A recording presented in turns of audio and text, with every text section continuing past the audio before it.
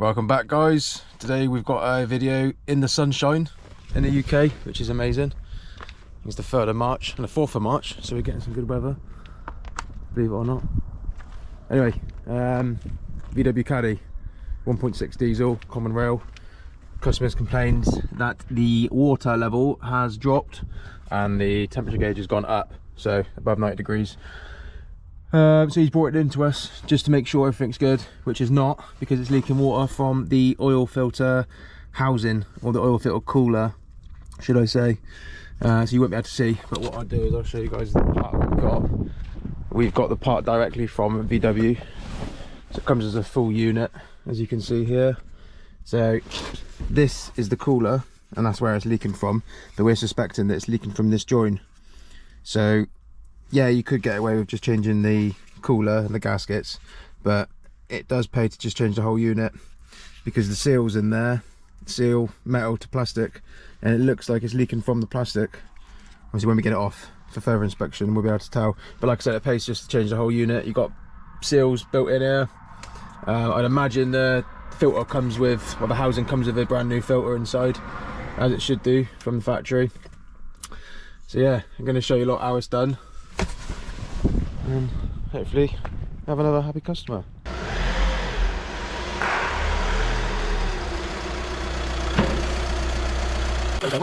Initially we tried to remove the inlet manifold so we can gain access for the oil cooler to come out through the top of the engine.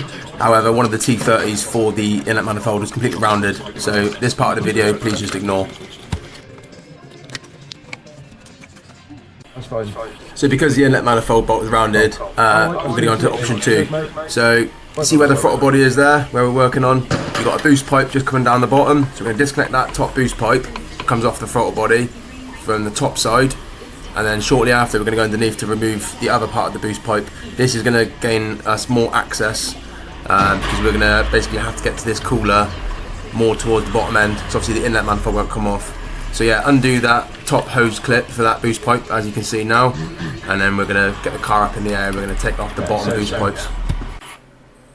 Alright, so the car's up in the air. If you don't have a ramp, obviously you'll be on the floor. A couple of axle stands and a jack. As you can see, that boost pipe, the lower boost pipe for the intercooler on the left hand side, that's already disconnected. So disconnect that. It's just like a Jubilee clip. Once that's disconnected, we're now working on removing this plastic hard pipe above it. So that goes directly to the throttle body. We want to focus on getting that out so we can gain more access. Just to the side of there, you'll see a coolant pump. So it's got 2 coolant pipes going to it. You're then going to want to disconnect them too with some pliers and move that coolant pump out the way as well. Right, so that's both clips off for them water pipes. So that coolant pump, once the pipes are off, you can literally just move it out the way for more access. Whatever you do, make sure the vehicle's cold as well, because if this system is boiling hot and there's pressure in the system, you're going to take them pipes off. The water's either going to scald you or it's going to burst out. So be careful with that. So yeah, now we've got more room. Right, so now we've got access. We need to remove the top hose clamp for the oil cooler.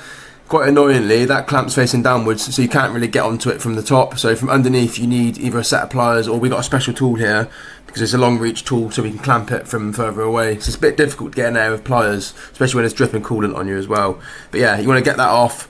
We've got a pipe off. We're using a screwdriver here, as you can see. So one hand's holding the pliers on the rod, can't remember the name of the tool now, and then the other hand is using a screwdriver to ease them off.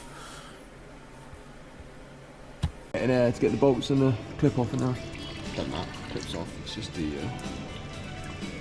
2 bolts. No. Can't get the rock cover off anyway. I'm glad you said no. One of the nuts is Mr. Aquaman. Mr. Aquaman. Look. You need a bigger drip tray, don't you, lad? Wow, boss is too fucking tight. Yeah. Tell him how many drip trays I've had in the past couple of years. So now we need to remove the oil cooler from the block. There's 4 bolts holding the oil cooler on, so 2 are quite easy to get to from the bottom, but the 2 at the top are slightly more challenging. You're going to want to get a long extension bar, or medium sized extension bar, and then the size is an M10, so it's a 12-sided spline socket, 3/8 ratchet. As you can see, we're unwinding one there. The other bolt on the top is on the left hand side, like I say, slightly more difficult to get to, but as soon as them 2 top bolts are out, then you just need to get underneath and do the 2 bottom ones. The bottom ones are easy because obviously we've gained kind of more access already. So yeah, once they're all out, the unit should be, you know, free to, you might have to just break it away slightly, but it'll only just be the seal that might be holding it on slightly. So give it a little wiggle and the unit should just pretty much fall off.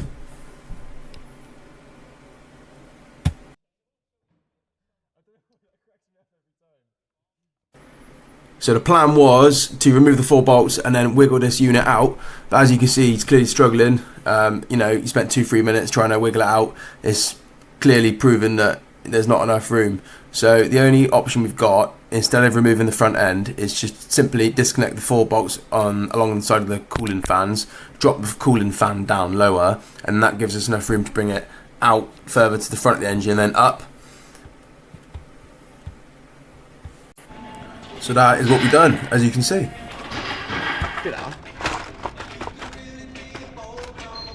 It saves taking the front end off. I think there's a plug there, is there? No, got it. That's all I need. Got it, yeah. That's all I need. Okay, so half remove it and then you can get it through. Below the... Oh, you got a lot more room now.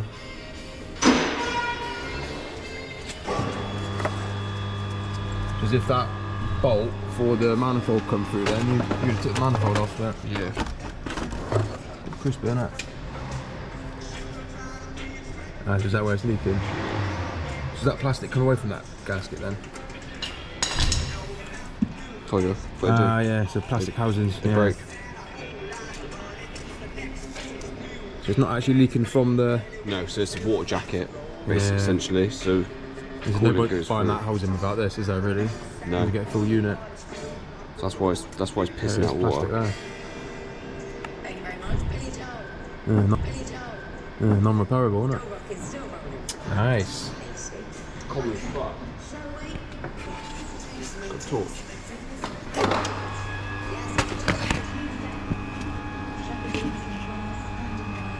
You give that a good clean then and gaskets on. So where the plastic's broke on the water jacket on that housing, we're just checking for any plastic that might get stuck in this block. Just make sure you give it a good clean through. That was plastic. Yeah. Is it? Nah, it's not. Like it, doesn't it? No. So before reassembly, you're going to want to clean down the face of the block, make sure all the dirt and plastics out and everything is white greased up. Make sure the new seal sits nicely in the unit, and make sure the bolts are clean as well before you refit.